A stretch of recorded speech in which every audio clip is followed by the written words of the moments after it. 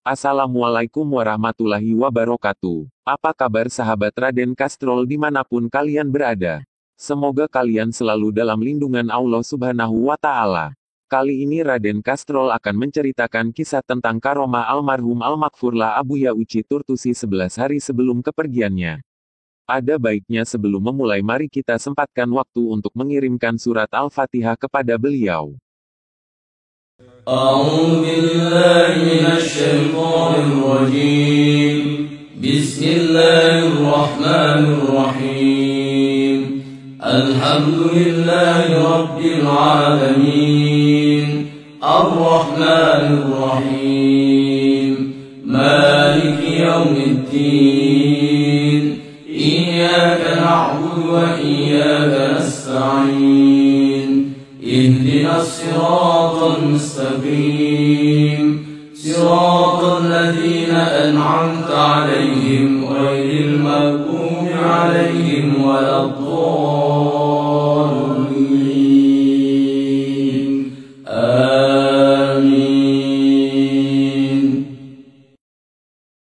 Kisah ini insya Allah berasal dari sumber yang jelas.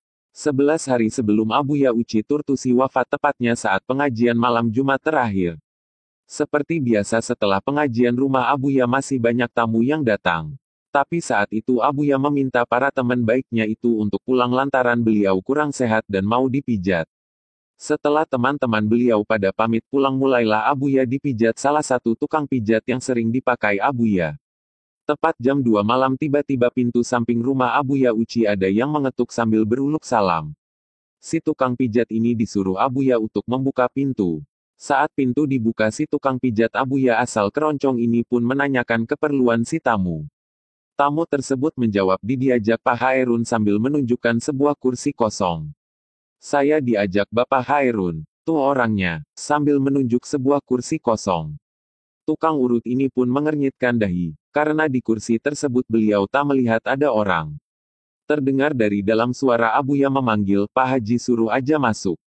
Lalu tukang urut ini pun mempersilahkan tamu tersebut masuk dan saat bertemu Abuya Uci langsung menyambut dengan peluk dan cium pipi. Lalu Abuya Uci kembali rebahan, dan kembali diurut. Kurang lebih jam setengah 3 tamu tersebut pun pamit pulang. Dan kembali diantarkan si tukang urut keluar. Saat si tukang urut kembali ke Abuya Uci, Abuya pun menanyakan, Pak Haji tadi cium tangan gak ke beliau? Si tukang urut menjawab tidak lalu balik bertanya ke Abuya siapakah gerangan tamu tersebut. Abuya menjawab, Soekarno. Masya Allah. Setengah berteriak Pak Haji tersebut terkejut.